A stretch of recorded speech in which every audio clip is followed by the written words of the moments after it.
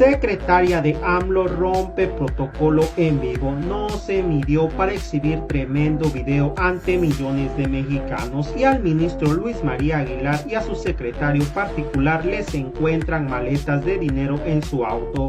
Así lo afirmó Liz Vilchis. Hoy se le cayó la campaña de mentiras a la oposición sobre la reforma al Poder Judicial. Escúchelo por usted mismo. Ahora nos toca, muy lamentablemente, desmentir a un ministro de la Corte, porque un ministro fue al ataque contra la reforma al Poder Judicial. Quizás ustedes lo vieron, pero si no, a todas y todos los que nos están viendo, el ministro de la Corte, el ministro de la Suprema Corte de Justicia de la Nación, Luis María Aguilar, se lanzó con todo contra la reforma al Poder Judicial. El señor, convertido en juez y parte, el ministro Aguilar, critica la reforma lanzando la mentira de que se perderá la autonomía del Poder Judicial y que se entraría en una etapa de autoritarismo. Eso dijo. Todo esto es falso, lo desmentimos. Luis María Aguilar Morales es el ministro que guardó 10 meses el expediente de una televisora que no le gusta pagar impuestos. El monto, 25,000 millones de pesos. Así, lo guardó en su escritorio. Pero también, ¿qué hizo Luis María Aguilar? Concedió la libertad de al menos 65 personas involucradas que participaron en la desaparición de los estudiantes de Ayotzinapa, con la justificación de tortura. Pero también saben a quién, a su secretario particular, le encontraron maletas de dinero en su auto. Bueno, ahí no acaba esto. Vamos a ver quién nominó al ministro Luis María Aguilar. ¿Me pasan, por favor, la foto? Miren nada más esta foto.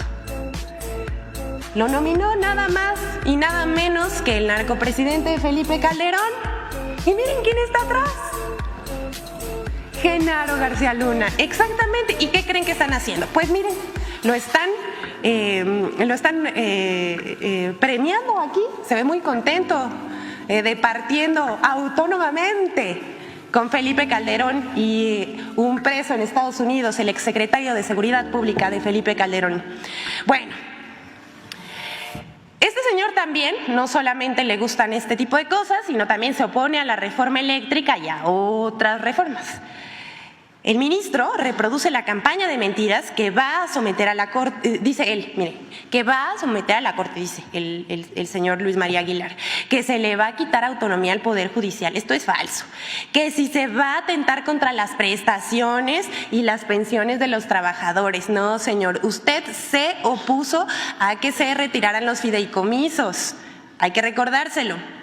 Y también, bueno, ha dicho de todo el señor. Pero miren, yo lo voy a dejar aquí, mejor vamos a escuchar qué dijo el señor ministro de la Corte, Luis María Aguilar. Fundamental. Si no hay Suprema Corte independiente que haga respetar la Constitución y por lo tanto los derechos humanos, porque eso es finalmente lo importante, esto está acabado.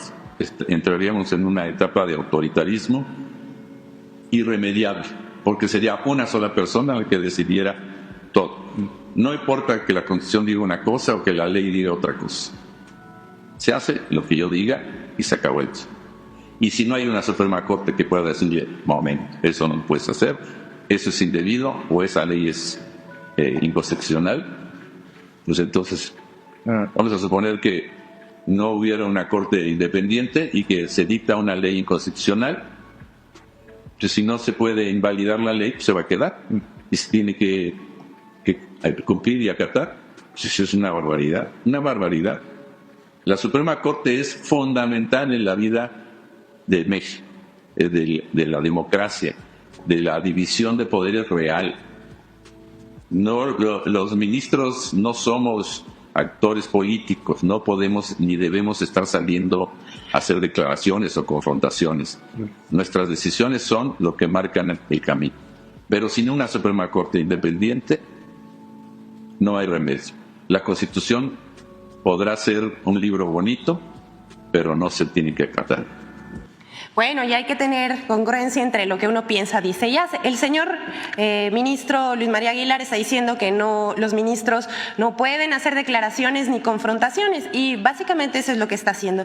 Por favor, les pediría que me dejen esa foto. En lo que les informo, lo que sí contempla la reforma.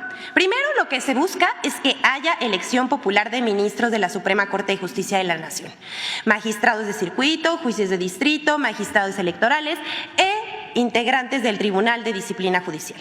Además, se propone la reducción del Pleno de la Suprema Corte de Justicia de 11 a 9 ministros y la desaparición de salas. Esto con el propósito de evitar duplicidad de funciones y burocracia. Esta es muy importante, la sustitución del Consejo de la Judicatura Federal por un órgano de administración judicial y un tribunal de disciplina judicial con independencia de la Suprema Corte. ¿Esto por qué? Porque en este momento la presidenta de la Corte es quien encabeza, más bien preside el Consejo de la Judicatura Federal, la presidenta de la Corte. Entonces, pues esto es inoperante y eso son juez y parte. No se puede juzgar a un juez, ¿no?, dentro de este sistema. También la reforma impide que jueces puedan otorgar suspensiones en contra de leyes con efectos generales, es decir, que se metan en el trabajo legislativo, o sea, que respeten la división de poderes. Además, establece plazos máximos de 6 meses para resolver asuntos fiscales, no como el señor que escondió un expediente 2 años, y de 1 año para asuntos penales. También se propone la renovación de todos los cargos de ministros, magistrados y jueces en una elección extraordinaria que se celebre en 2025.